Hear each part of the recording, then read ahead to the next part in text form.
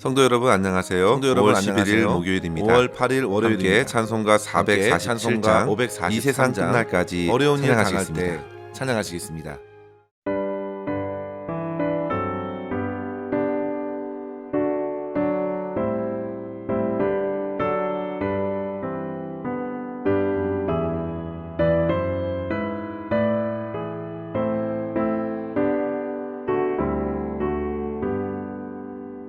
이 세상 끝날까지 주 섬겨 살리니 내 친구 되신 주여 늘 함께 하소서. 주 나와 함께 하면 전쟁도 겁없고 주 나를 인도하면 늘 안심하리라. 나 주를 따를 때에 주 약속하신 것 그 영광 중에 모두 이루어 주소서. 나 주의 뒤를 따라 섬기며 살리니 그 크신 은혜 속에 날 인도하소서.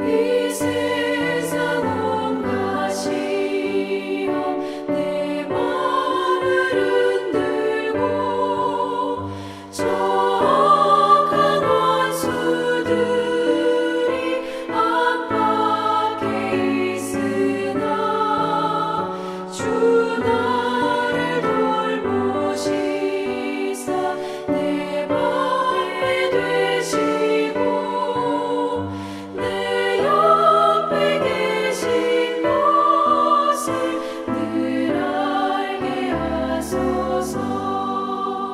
저 영광 빛난 곳에 주 허락했으니 그 허락하신 곳을 늘 사모합니다. 끝까지 쉬지 않고 주 따라가리니 주 넓은 사랑으로 늘 인도하소서.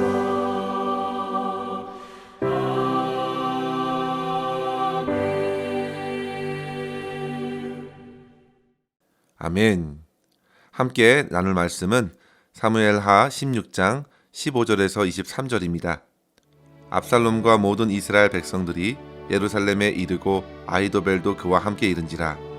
다윗의 친구 아렉 사람 후세가 압살롬에게 나아갈 때 그에게 말하기를 왕이여 만세 왕이여 만세 하니 압살롬이 후세에게 이르되 이것이 내가 친구를 후대하는 것이냐? 내가 어찌하여 내 친구와 함께 가지 아니하였느냐 하니 후세가 압살롬에게 이르되 그렇지 아니하나이다. 내가 여호와와 이 백성 모든 이스라엘의 택한 자에게 속하여 그와 함께 있을 것이니이다. 또 내가 이제 누구를 섬기리이까? 그의 아들이 아니니이까? 내가 전에 왕의 아버지를 섬긴 것 같이 왕을 섬기리이다 하니라. 압살롬이 아히도벨에게 이르되 너는 어떻게 행할 계략을 우리에게 가르치라 하니 아히도벨이 압살롬에게 이르되 왕의 아버지가 남겨두어 왕궁을 지키게 한 후궁들과 더불어 동침하소서. 그리하면 왕께서 왕의 아버지가 미워하는 바 됨을 온 이스라엘이 들으리니 왕과 함께 있는 모든 사람의 힘이 더욱 강하여 지리이다 하니라. 이에 사람들이 압살롬을 위하여 옥상에 장막을 치니 압살롬이 온 이스라엘 무리의 눈앞에서 그의 아버지의 후궁들과 더불어 동침하니라. 그때에 아이도벨이 베푸는 계략은 사람이 하나님께 물어서 받은 말씀과 같은 것이라. 아이도벨의 모든 계략은 다윗에게나 압살롬에게나 그와 같이 여겨졌더라. 아멘. 다윗이 예루살렘을 빠져나갔고 이제 압살롬과 그의 무리들이 예루살렘에 이르게 되었습니다. 특히 본문에서 다윗의 책사였던 아이도벨이 압살롬과 함께 입성하는 장면과 그들을 맞이하는 후세가 어떻게 압살롬의 의심에서 벗어날 수 있었는지를 보여줍니다. 그리고 압살롬은 아이도벨에게 계략을 얻어서 서슴지 않고 다윗에 남겨진 후궁들을 백주 데나리에 취하면서 예루살렘에서의 첫 통치 행보를 보여주었습니다. 다윗에게 있어서 책사 아히도벨의 배신은 실로 큰 부담이었지만 우리가 앞서 살펴본 대로 사무엘하 15장 31절에서 여호와여 원하옵건대 아히도벨의 모략을 어리석게 하옵소서라고 다윗이 기도하면서 다윗은 위기 가운데 오히려 하나님을 더욱 의지할 수 있었습니다. 그리고 결국 하나님의 인도하심에 따라 오늘 본문에서 친구 후세가 압살롬 곁에 머물 수 있었고 앞으로 아히도벨의 책량을 어떻게 회방하는지 볼 수 있게 되었습니다. 성도 여러분, 오늘 이러한 본문에서 우리는 압살롬 곁에 있었던 두 책사를 통해서 두 가지의 교훈을 얻을 수 있겠습니다. 첫째로 성도 여러분, 주변 사람들의 달콤한 말에 현혹되어서 그 사람을 의지하는 것에 경계하십시오. 오늘 다윗의 친구 후세는 예루살렘에서 입성하는 압살롬과 그 무리들을 맞이했습니다. 16절에 보시면 왕이여 만세, 왕이여 만세 그렇게 왕을 맞이했습니다. 후세는 분명 여전히 다윗의 친구였습니다. 그러나 지금은 스파이 같은 역할을 해야 했습니다. 그래서 압살롬을 향하여 왕이여 만세 외친 것이죠. 그런데 잘 보시면요, 후세는 압살롬의 이름을 외치지 않고 그저 왕이여 만세라고 외치는 것을 보아 후세는 다윗을 향한 고백을 가리고 있다는 것을 짐작케 합니다. 그런 환영을 들은 압살롬은 후세를 의심할 수밖에 없었습니다. 압살롬은 후세에게 이것이 내 친구에게 충성하는 것이냐고, 왜 같이 떠나지 않았느냐고 따져 묻습니다. 그런데 성도 여러분, 이러한 압살롬의 물음 자체에는 자기 모순이 담겨 있죠. 후세 보고 친구 다윗에게 어떻게 이렇게 충성할 수 있느냐고 말하고 있는 것입니다. 사실 성도 여러분, 압살롬이 이러한 말을 할 처지가 결코 아닙니다. 지금 압살롬이야말로 그를 사랑하고 용서했던 아버지를 배반하였습니다. 아버지께 가장 충성해야 할 사람은 바로 압살롬입니다. 그런데 그가 아버지를 배반하고서 지금 아버지의 친구였던 후세에게 어떻게 배반할 수 있느냐고 따지듯 묻는 것입니다. 성도 여러분, 압살롬은 자기 말로 자기 행위가 얼마나 잘못된 것인지를 스스로 드러내는 것입니다. 자기에게는 참으로 관대하고 다른 이들에게는 얼마나 고준 잣대로 들이미는지, 그렇게 압살롬은 스스로 죄를 짓는 것입니다. 오로지 아버지를 향한 원한과 복수심에 이끌려서 자기 야망을 이루기 위해서 아버지 다윗과 이스라엘 백성들 사이를 이간했고 백성들의 마음을 훔쳤습니다. 의도적으로 그리고 가식적으로 사람들에게 과도한 친절을 베풀고 왕의 허물을 부풀리면서 사람들의 마음을 빼앗았습니다.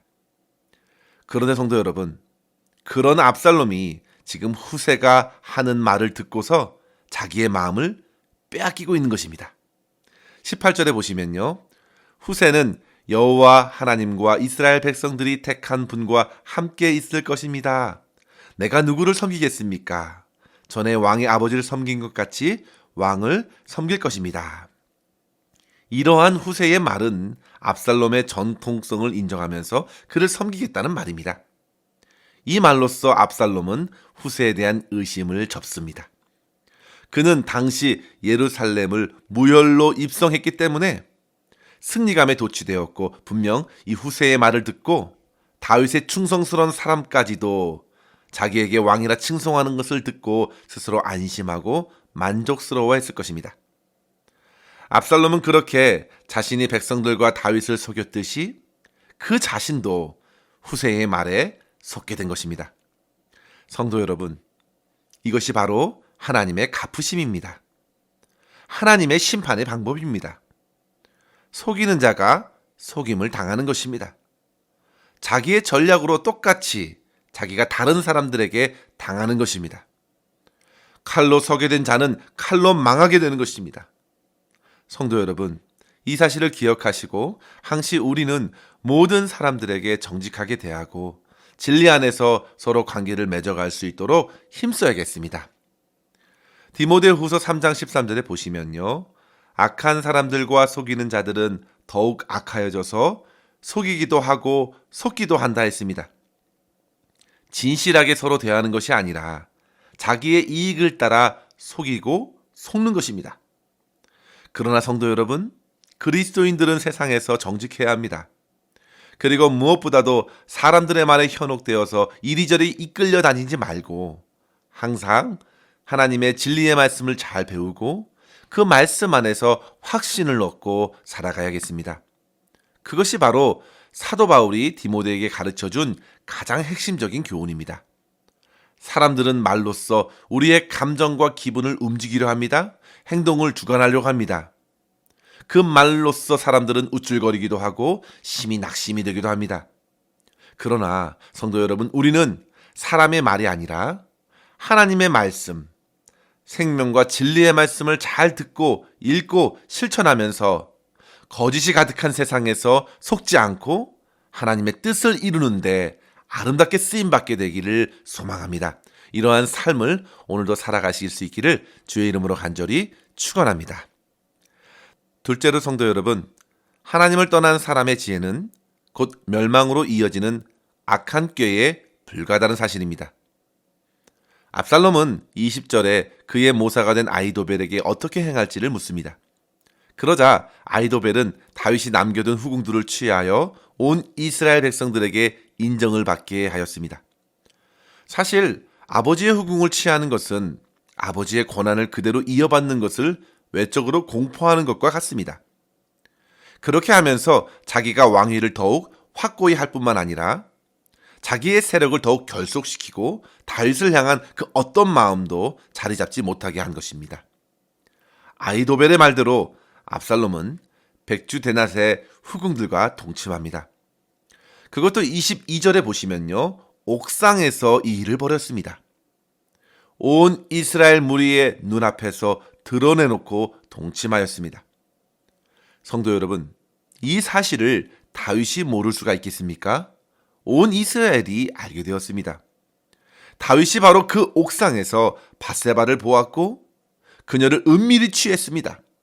그러나 하나님께서 나단을 통해 이미 주신 말씀 사무엘하 12장 12절에 보시면 너는 은밀히 행하였으나 나는 온 이스라엘 앞에서 백주의 이 일을 행하리라 하신 말씀대로 아들이 그의 여인들을 취한 것입니다. 여호와의 원수 사단 마귀는 그렇게 다윗의 사랑하는 아들의 그 교만한 마음과 욕심을 자극하여서 이와 같은 재앙을 벌인 것입니다. 성도 여러분, 오로지 자기의 왕권을 든든히 하고자 했던 압살롬의 행위는 그저 하나의 전략일 수 있겠지만 그것은 하나님의 율법에 반하는 죽어야 할 죄를 범한 것입니다. 아버지의 첩과 동침하는 것은 곧 다윗이 죽은 것을 전제로 해야 했습니다. 아마도 아히도벨은 이스라엘 백성들에게 다윗 왕이 죽었을 것이라는 생각을 갖게 하려는 의도도 있었을 것입니다. 그렇게 해서 이스라엘 백성들의 마음을 얻으려는 것이죠.